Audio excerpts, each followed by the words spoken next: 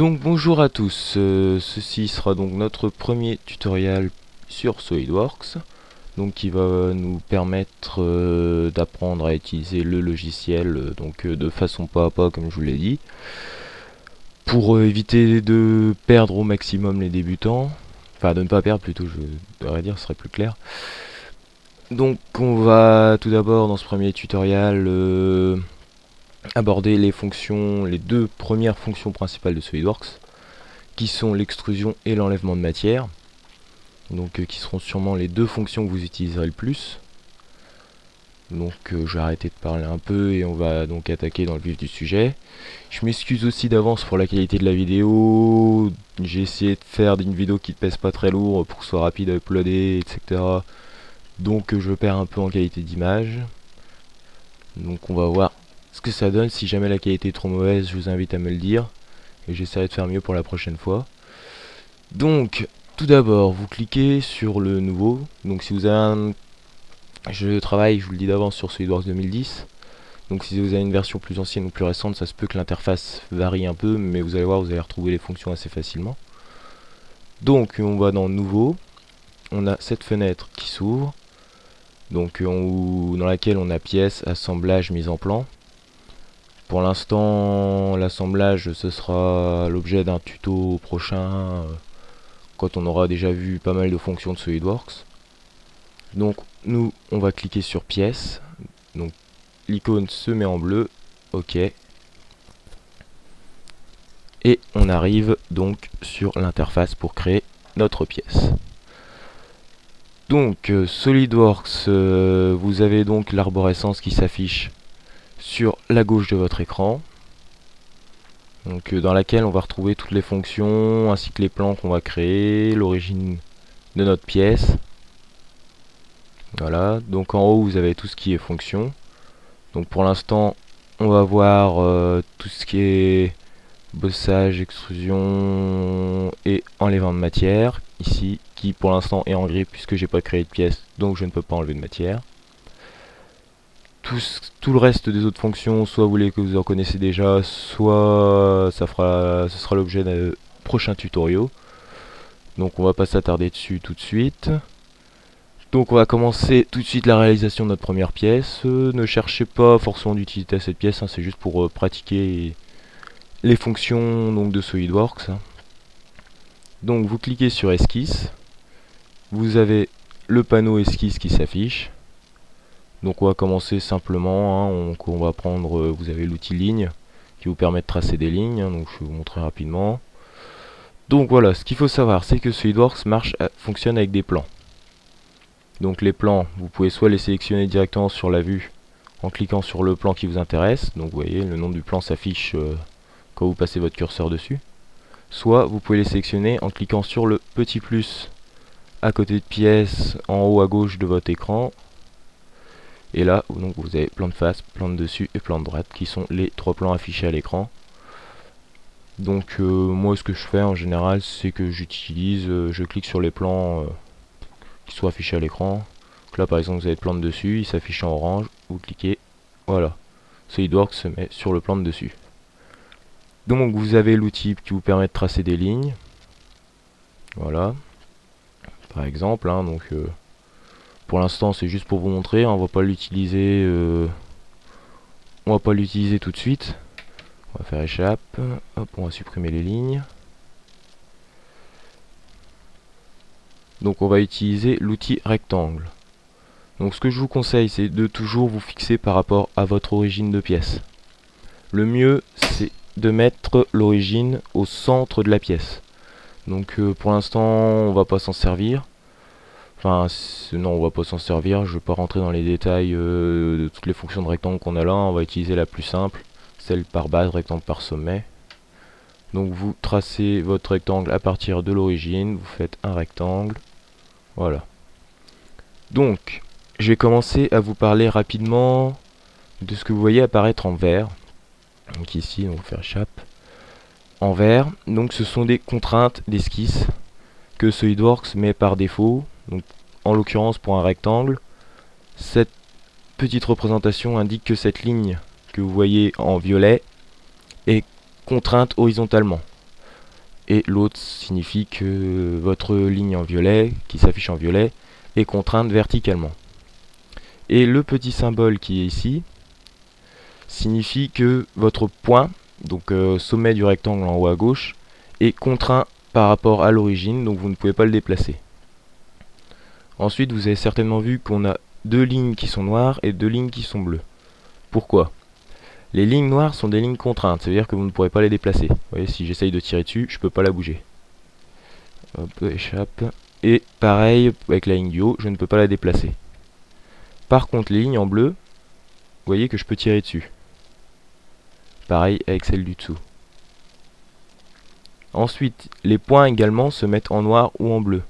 Donc sur votre ligne noire, le point en haut à gauche de votre rectangle, lui est noir puisqu'il est contraint par rapport à l'origine qui, elle, quelle que soit la pièce que vous allez faire, votre origine est toujours fixe. Par contre, le point extrémité de l'autre côté, lui, n'est pas fixé. Donc si je tire dessus, je peux déplacer mon rectangle. Donc, le but quand on crée une pièce sur SolidWorks, c'est de contraindre au maximum ces lignes. Donc pour qu'au final notre esquisse soit entièrement noire, qu'il ne reste plus de lignes ou de points bleus. Parce que sinon ça veut dire que votre esquisse peut encore bouger, et donc vous risquez dans certaines pièces un peu plus complexes d'avoir des petites surprises si jamais vous n'avez pas tout contraint, de lignes qui vont se déplacer toutes seules quand vous allez mettre des cotations ou autre chose, et ça va vous faire assez bizarre après quand vous allez devoir utiliser votre pièce dans l'assemblage ou etc. Ou même dans la modélisation de la pièce. Donc pour commencer, par exemple on va coter, je vais pas utiliser, pour l'instant je vais pas utiliser l'outil de contrainte de SolidWorks, on va juste garder celle qui met de base, mais on va pas lui en imposer nous-mêmes. Parce qu'il faut savoir qu'on peut lui ajouter des contraintes pour éviter d'utiliser des cotations quand c'est pas nécessaire. Mais pour commencer, que ce soit simple, on va utiliser l'outil cotation pour contraindre au maximum notre esquisse. Donc par exemple la ligne du haut, je vais lui dire qu'elle fait 150. Donc c'est inutile de coter la ligne du bas puisque ces deux lignes sont verticales. La ligne du bas fait forcément 150. De toute façon vous allez vous en apercevoir si vous essayez de la coter. Voilà, vous avez une petite fenêtre qui s'affiche qui vous dit que votre cote rend l'esquisse sur contrainte. Ça veut dire que vous cotez deux fois la même chose en fait. Donc on clique sur annuler, voilà. Et là il nous dit l'esquisse n'est plus sur contrainte. Et donc en hauteur notre rectangle, je sais pas, on va lui mettre 70 par exemple, voilà. Donc maintenant on a un rectangle qui est entièrement noir, donc entièrement contraint. Ça veut dire que si je quitte l'outil de cotation, donc pour quitter un outil c'est toujours échappe. Faites échappe, voilà, vous revenez au curseur. Et donc voilà, notre rectangle est entièrement contraint, ça veut dire que si j'essaye de tirer dessus dans tous les sens, il se passe rien. Je ne peux plus le déplacer. Là il est contraint. Donc maintenant on va utiliser notre première fonction. Donc bossage extrusion. Donc qui utilise notre esquisse. Là vous avez une petite perspective cavalière qui apparaît. Donc on peut bouger la vue pour voir notre pièce. Donc ce qui apparaît en jaune c'est notre pièce telle qu'elle va apparaître une fois qu'on aura validé notre fonction. Donc en l'occurrence elle utilise notre esquisse plus une hauteur d'extrusion que vous retrouvez ici à gauche dans les paramètres de l'extrusion. Donc là elle est de 10 mm. Bon nous on va mettre un peu plus, on va mettre 50, voilà, entrée. Et on voit donc notre volume qui augmente, donc qui prend sa hauteur qu'on lui a définie, sachant 50. Donc je vais pas rentrer dans les détails pour les conditions de départ et tout ce que vous avez là, donc jusqu'à un sommet, surface, plan milieu et tout ça, je vous expliquerai ça plus tard. Pour l'instant on va faire simple, on va rester en borgne, donc par défaut. Vous validez avec le petit logo vert, voilà, et là on a notre volume. Donc ensuite on va apprendre à utiliser l'enlèvement de matière. Donc vous pouvez voir que maintenant que j'ai créé un volume, j'ai beaucoup de fonctions qui se sont débloquées en haut. Donc nous, ce qui nous intéresse, c'est enlèvement de matière extrudée, qui est ici. Voilà. Là, il demande donc de sélectionner un plan, à partir duquel je vais faire mon esquisse. Donc moi, ce que je veux, c'est par exemple le plan de dessus de mon polygone. je clique dessus, et voilà, on voit qu'il y a un cadre orange qui apparaît autour de cette face-là. C'est-à-dire que cette face est sélectionnée pour dessiner mon esquisse. Là, vous allez me dire, ouais, mais je ne suis pas face à mon plan. Donc, c'est pas grave. On va mettre la vue face au plan. Donc, vous avez tout un petit panneau de sélection de vue. Donc, dans ma version, il est ici. Dans les versions plus anciennes, si je dis pas de bêtises et que je me rappelle bien, il doit être dans le panneau, dans la barre de commande que vous avez au-dessus. Enfin, vous allez le trouver de toute façon. Donc là, vous avez la petite fonction orientation de la vue. Donc, dedans, vous pouvez sélectionner les vues que vous voulez, donc vue de dessus, dessous, tout ça, vue isométrique, voilà. Et nous, ce qui nous intéresse, c'est le plan avec la flèche, qui veut dire normal A. Donc quand je clique dessus, mon objet se met de lui-même face au plan que j'ai sélectionné pour dessiner mon esquisse. Donc ce qui est pratique, puisque c'est là que je veux dessiner mon esquisse, et que dans SolidWorks, le mieux c'est de travailler sur du plan. On peut faire de l'esquisse en 3D, mais ça, ce sera sûrement l'objet d'un prochain tutoriel. Enfin, pas forcément dans un avenir proche, parce que l'esquisse 3D, c'est quelque chose un peu plus difficile à maîtriser. Donc on va déjà faire bien le tour de toutes les fonctions SolidWorks avant de s'attarder là-dessus. Donc nous, ce qu'on va faire, c'est un petit enlèvement de matière. Donc on va commencer par les fixer sur la ligne du haut de notre volume. Qu'on voit apparaître en pointillé, je sais pas si ce sera trop clair sur vos écrans. Et vous avez donc un petit logo jaune qui s'affiche à côté du rectangle en dessous de votre crayon, qui veut dire que je suis coïncident par rapport à ma ligne, et que si je clique, le point qui est en haut sera fixé. Je viens chercher ensuite la ligne du bas, pareil, je clique, voilà. Donc j'ai créé un rectangle, qui est coïncident, donc qui a un sommet coïncident avec la ligne du haut, et un sommet coïncident avec la ligne du bas. En clair, je peux déplacer mon rectangle sur mon volume de gauche à droite. Pareil en sélection, non pas en sélectionnant la ligne du haut. Par contre, je ne peux pas le déplacer vers le haut ou vers le bas. Il est fixé par rapport à ma ligne. Donc, ce qu'on va faire maintenant, c'est qu'on va lui donner des petites cotes histoire de le contraindre. Donc lui, on va dire que ça fait 30 de large. À 30 du bord aussi également, voilà. Et là on voit que mon esquisse est entièrement contrainte, elle ne peut plus bouger. Ce qui va nous permettre d'attaquer la fonction enlèvement de matière. Donc l'enlèvement de matière, là, vous vous dites on voit rien, donc je vous ai pas trop expliqué encore les fonctionnements avec la souris. Pour faire tourner votre vue, il vous suffit de cliquer sur la molette, j'espère que j'en ai pas perdu certains en cours de route à cause de ça. Parce que je l'ai fait depuis tout à l'heure et j'ai pas forcément pensé à vous le dire. Mais je pense que vous avez aperçu que voilà, quand on faisait rouler la roulette, on déplace, on zoomait, on dézoomait, quand on clique on fait tourner. Voilà, après pour déplacer votre vue vous en servirez rarement. Moi personnellement j'utilise que la molette, hein. Je zoome, je dézoome, ça me permet de me déplacer sur ma pièce. Voilà, faire tourner ma vue. Donc là, maintenant je vois jusqu'où va mon extrusion. Et là le but du jeu, c'est pas de couper ma pièce en deux, c'est juste de faire une encoche dans ma pièce. Donc mon extrusion, je vais pas la mettre à 50, je vais la mettre à 20. Voilà. On valide. Et voilà. On a réussi à faire une encoche dans notre pièce. Donc j'espère que je suis assez clair quand j'explique. Que vous n'êtes pas trop perdu. Que vous comprenez tout ce que je dis aussi. Bon, je pense que pour l'instant on n'a rien attaqué de compliqué. Vous devez arriver à suivre facilement. Donc maintenant, on va faire un autre enlèvement de matière. Donc pour arrêter de travailler un peu avec des rectangles, hein, parce que ça commence à être un peu lourd le rectangle, c'est cubique, c'est pas beau. Donc on va dessiner un cercle. Donc pareil, on sélectionne à nouveau un plan. Donc on va prendre le plan qui est au fond de l'encoche qu'on vient de faire. On sélectionne. Et on se met normal à ce plan là. Donc qui apparaît en bleu. Donc ça va me permettre d'introduire aussi les lignes de construction. Donc on peut les utiliser pour faire d'autres choses. Là je vais vous expliquer, c'est juste pour mettre mon cercle au milieu de ma face, facilement sans avoir à côté. Je sélectionne le sommet de mon plan ici. Toc, je viens descendre, je récupère le sommet en bas. Voilà, j'appuie sur échappe. Donc je me remets normal à mon plan. Et là j'ai créé une ligne de construction qui elle est entièrement contrainte puisque j'ai sélectionné ces deux sommets. Donc ces deux sommets sont fixes, ma ligne ne peut pas bouger. Et maintenant pour faire mon cercle, je viens à peu près au milieu. Et là vous voyez ce petit symbole qui apparaît.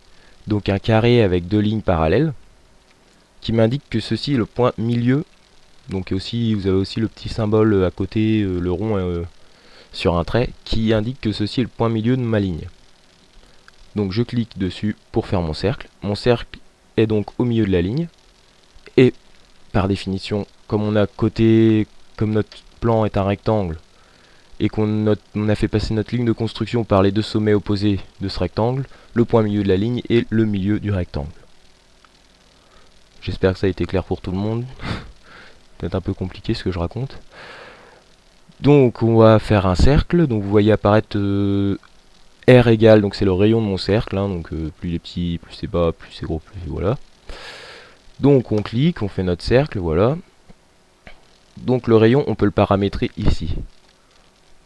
On peut le paramétrer ici. Donc par exemple, je veux qu'il fasse 20 mon rayon. Toc, je valide, j'ai un cercle de rayon 20.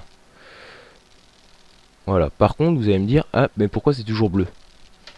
Parce qu'en fait, on a paramétré le rayon, mais il n'est pas coté. Oui, je sais, c'est un peu bête. Il y a peut-être une fonction qui permet que ça le contraigne directement, mais je la connais pas. Donc, ce que je vous conseille, c'est que vous créez un cercle, vous le mettez à la taille que vous voulez, et après, vous lui mettez une cote. Donc, par exemple, là, ma cote, on va mettre 20. Voilà.